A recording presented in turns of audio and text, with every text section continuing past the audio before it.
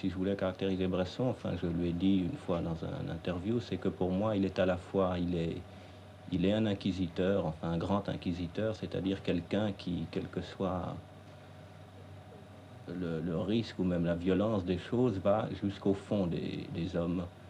Et il se trouve que cet inquisiteur est, disons, moins dangereux qu'un des inquisiteurs dans d'autres formes, en politique ou en religion, parce que cet inquisiteur se sert d'un moyen qui est le cinéma, et le cinéma, par définition, puisqu'il filme la vie et les hommes, est humaniste par définition. Donc Bresson a à la fois cette chance et ce privilège extraordinaire d'être à la fois un inquisiteur et un humanisme, et un humaniste.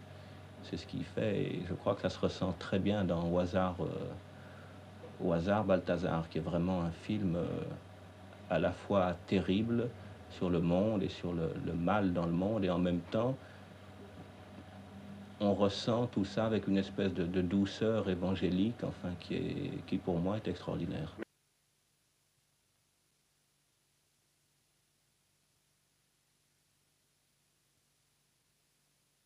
Ce titre vient premièrement de ce que je voulais donner à mon âne un nom biblique. Et je vais donc donner le nom d'un des rois mages. Mais le titre lui-même vient de la devise des contes des Baux, qui se disait descendant du roi mage Balthazar, et qui était au hasard Balthazar. J'aime beaucoup la rime dans le titre, et j'aime aussi que ce titre colle exactement à mon sujet. Au hasard Balthazar, c'est notre agitation, nos passions, en face d'une créature vivante qui est toute humilité, toute sainteté, et qui en l'occurrence est un âne, Balthazar. C'est l'orgueil, l'avarice, le besoin de faire souffrir, la sensualité, au hasard des maîtres entre les mains desquels passe l'âne et dont il pâtit et finalement meurt.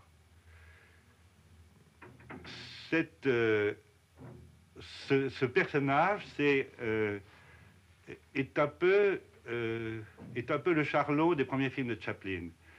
Mais c'est quand même un animal, un âne, un animal érotique qui amène l'érotisme et qui amène en même temps une espèce de spiritualité ou de mysticité chrétienne, parce que c'est l'âne qui est tellement important dans les deux testaments, dans la Bible et dans les évangiles, et aussi que nous retrouvons dans toutes nos églises et nos cathédrales romanes.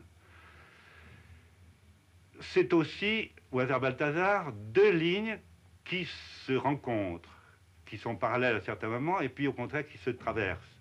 Première ligne, on retrouve dans la vie d'un âne les mêmes étapes que dans la vie d'un homme. L'enfance, les caresses, l'âge mûr, que ce soit homme ou âne, le travail, le talent, le génie, un peu plus tard, et enfin la période mystique qui précède la mort. L'autre ligne, c'est l'âne passe entre les mains de différents maîtres qui représentent des vices, et il en souffre et il en meurt, comme je viens de le dire.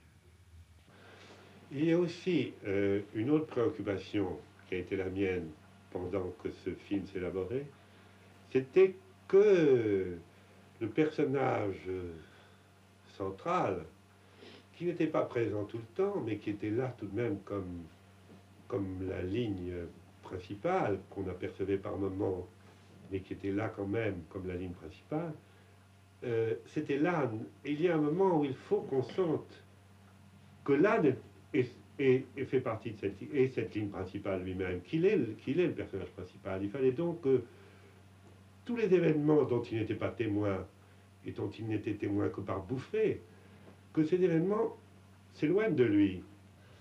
Les autres personnages, il m'est difficile de vous dire comment ils me sont apparus, mais enfin ils me sont apparus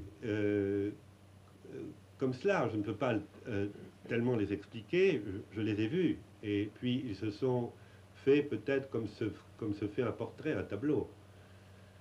Je ne pourrais pas vous les expliquer comme les expliquerait un romancier. La grande difficulté, c'est que tout art est abstrait et en même temps suggestif. Il ne faut pas tout montrer. Quand on montre tout, il n'y a pas d'art. L'art va avec la suggestion. La grande difficulté dans ce cinématographe, c'est justement de ne pas montrer. En réalité, le maximum, l'idéal, serait de ne rien montrer du tout, mais ce n'est pas possible. Il faut donc montrer les choses sous un angle, un seul angle qui évoque tous les autres angles, mais ne pas tout montrer les autres. Il faut peu à peu laisser le spectateur deviner, espérer deviner, et le tenir tout le temps dans une espèce d'attente qui vient de ce que, en effet, comme je vous disais tout à l'heure, la cause est montrée après les faits. Il faut garder le mystère. Nous vivons dans le mystère. Il faut que ce mystère soit sur l'écran. Il faut toujours que l'effet des choses vienne avant leur cause, comme il arrive dans la vie.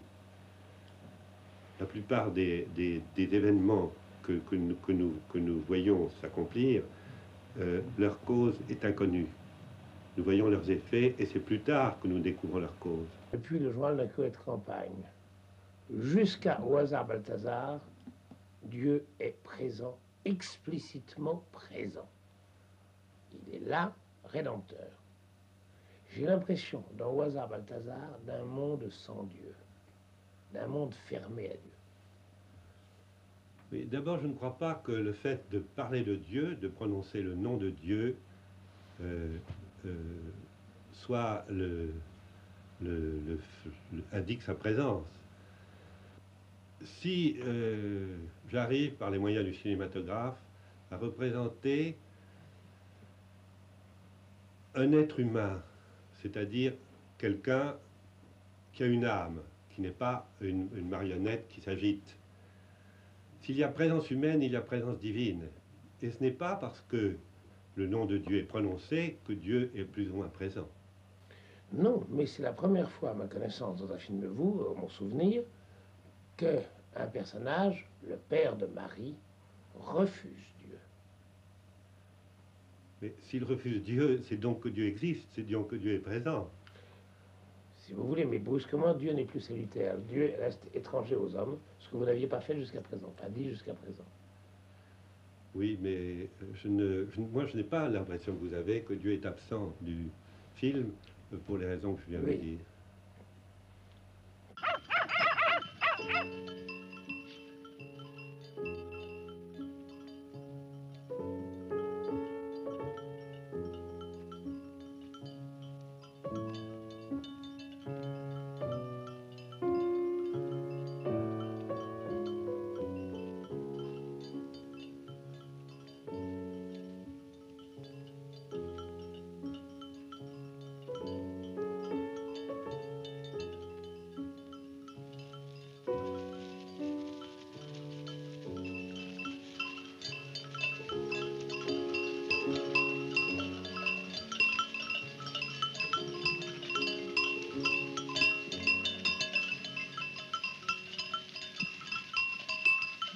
Tant le théâtre est un art extérieur et décoratif, ce qui n'est pas du tout péjoratif dans mon esprit, autant le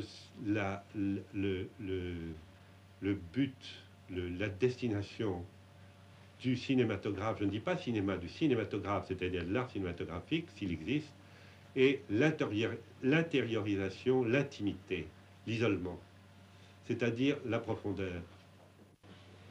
C'est vrai, il me semble que ce que vous demandez à vos interprètes, monsieur, ressemble un peu à ces exercices psychiatriques que l'on appelle des psychodrames, et dont on a d'ailleurs essayé de faire des œuvres d'art. Vous les mettez en situation et vous les demandez d'aller à la limite d'eux-mêmes intérieurement. Ce qui m'intéresse en eux, ce n'est pas ce qu'ils me montrent, c'est ce qu'ils me cachent. Et vous arrivez à filmer ce qu'ils cachent. Grâce à cet extraordinaire appareil, ce miracle d'appareil qu'est la caméra. Et ce qui m'étonne justement, c'est que avec un appareil tellement extraordinaire, capable d'enregistrer des choses que notre œil n'est pas capable d'enregistrer, ou plutôt qu'il enregistre mais que notre esprit n'enregistre pas, s'en servir uniquement pour nous montrer du truqué, du falsifié. C'est ça qui m'étonne. Est-ce que le fait qu'il y ait pour vous des comédiens professionnels est un élément de ce trucage, de cette falsification? Parce qu'après tout, vous ne travaillez plus jamais depuis la Bois de Boulogne, vous ne travaillez plus jamais avec des comédiens professionnels. Non.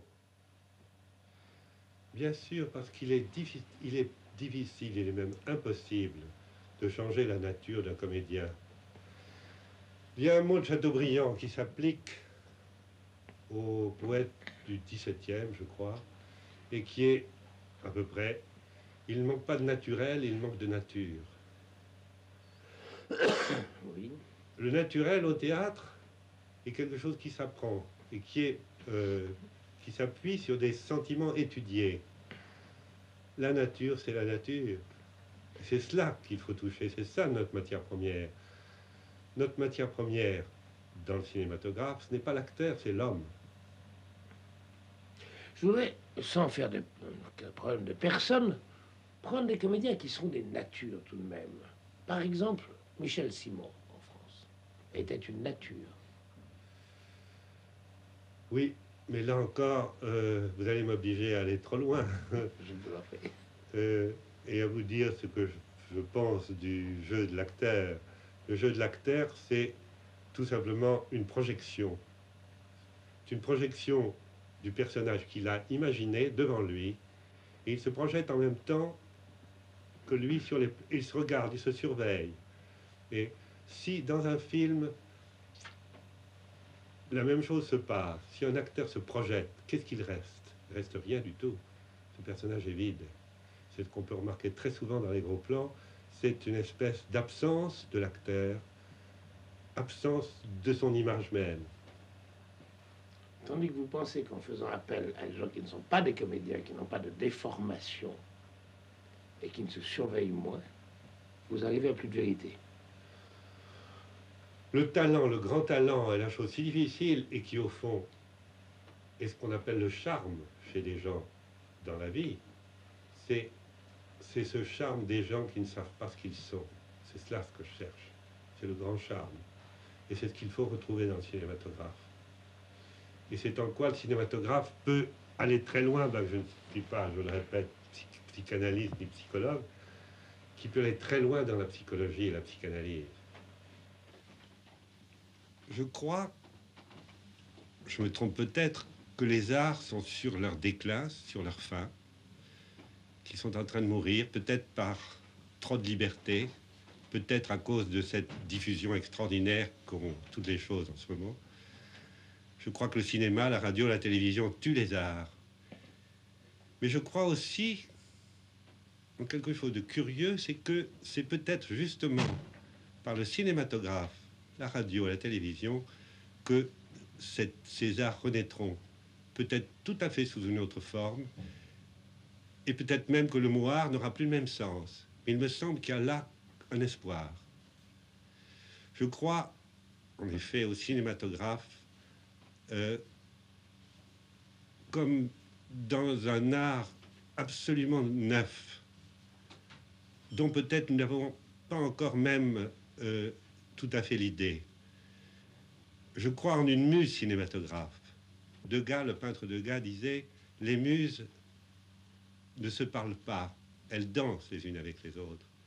Je crois, en effet, que le cinématographe est ou sera bientôt un art absolument autonome qui n'est pas ce qu'on prétend qu'il est ou qu'il doit être, la synthèse des autres arts. C'est un art absolument, absolument fermé et absolument autonome. Et vous pensez qu'il ne va plus se limiter à être, ce qu'il a été pour l'essentiel, un art de divertissement? Il n'y a pas de... Il est très possible que le cinéma opposé au cinématographe continue d'exister. Il n'y a pas de raison que le cinéma divertissement ne continue pas. Mais je crois fermement en un cinématographe art sérieux et qui ne sera pas un divertissement, qui sera au contraire un moyen d'approfondissement des choses, une espèce d'aide à l'approfondissement de l'homme, peut-être un moyen de découverte de l'homme.